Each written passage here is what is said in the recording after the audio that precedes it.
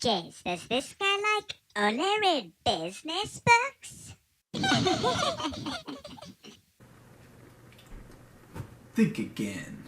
I'm not a businessman, I'm a businessman. Let me handle my business, damn. Yes, it's true. I don't just read business books, but I got all the way to episode 8 here of Brian's book Bastion. And I realized that my reading preferences weren't necessarily coming across super clearly, so I wanted to do a video today that looks at the top 3 books I read in 2016 to kind of show what I was into last year and what has really shaped who I am as a reader up until this point. And it's definitely nice to get away from business. So let's take a look at what I got over here.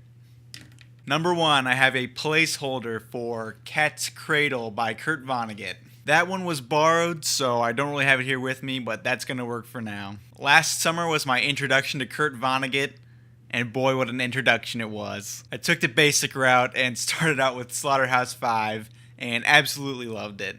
Because I loved it so much, I wanted to dig a little bit deeper into Kurt Vonnegut, and so the second one that I picked up was Cat's Cradle. And as I've found, in my opinion, that if you find an author with this really popular breakout book, if you look a little bit deeper into their work, you find a lot of gems that are almost overlooked. But that's hard to even say here because Kurt Vonnegut has so many classics, and Cat's Cradle is definitely up there.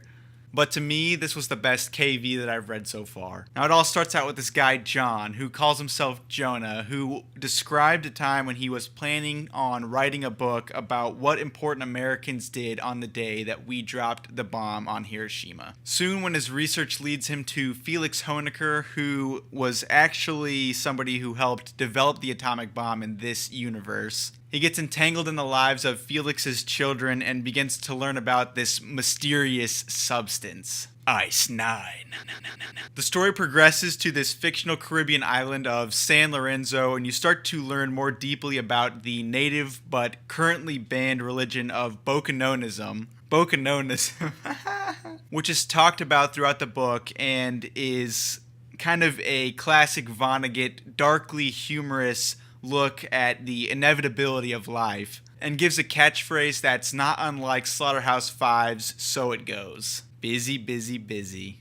I've always been a fan of shorts or cold opens or anything like that in media, and so to me, Cat's Cradle had the perfectly crafted chapters. They're all very small, but they have a specific title that just gets wrapped up with a nice little bow at the end of every little segment, and it makes up this just truly thought-provoking story in the end, and it's just a fantastic postmodern read overall.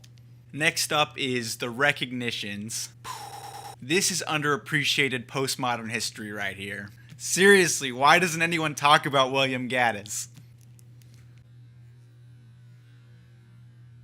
I get it, he did win a National Book Award, but that was 20 years after the publication of this thing, and it really feels like there's so little love for this dude, especially in comparison to his postmodern companions. Now, in the right circles considered to be a pillar of postmodernism, this novel loosely follows Wyatt Guyon, who grows to be a master at forging classic paintings, as well as the hipster cast of characters that he meets in New York. The novel's themes on the counterfeit nature of reality, as well as a look at what artistry is in every degree, counterfeit and genuine, plays across its nearly 1,000 pages. The dialogue in this thing is top-notch, but it's not for everyone. At a couple particular party scenes, there is a ton of unattributed dialogue, some of which is not even important to the scene at all. Yet they're overheard in the perfect thematic display of how social gatherings play out in real time, even all the wacky stuff that happens when people have had a few too many drinks. This style gets turned up to 11 in Gaddis' next novel, J.R., with almost the entire thing in this unattributed dialogue, and I'm honestly really looking forward to tackling that soon.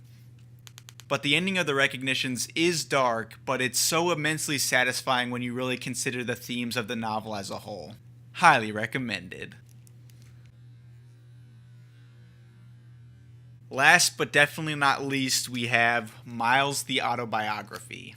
This is honestly one of the most enjoyable autobiographies I've ever read. Maybe it's because I'm a jazz cat, but I really think it's much more than that. Jazz cat. You really get to see Miles Davis's personality shine through here, for better or worse. He's honestly too revealing in certain situations. I don't want to get too much into it, but there's a really infamous section in here about Charlie Parker and I'll let you read that one for yourself, but he has so many of these little dishes on all of these jazz legends that it's crazy to think that these guys that he's talking about have really dominated that genre of music in their time. Of course, Miles is up there, if not above that status, so I guess he's earned the right to do it, but he really doesn't hold back. Now, that could have been a detraction overall, but Miles' honesty doesn't just stop there. He's not afraid to dish out on himself as well, and admit that he wasn't the perfect person. But he will tell you that he was one mean trumpet player. You really get a backstage look at Miles' career, and you get to realize with more clarity than ever that this guy really did change that genre 3, 4, 5 times. Bonus points for his creative use of If you're a music fan, a history fan, an autobiography fan, this is a must-read. So there it is. That's my top 3 of 2016, and I'm glad I got the opportunity to show the true colors of my library. Next week, I'll be back with a very short introduction to postmodernism, and I will be looking forward to finding my top 3 of 2017. Catch you next time.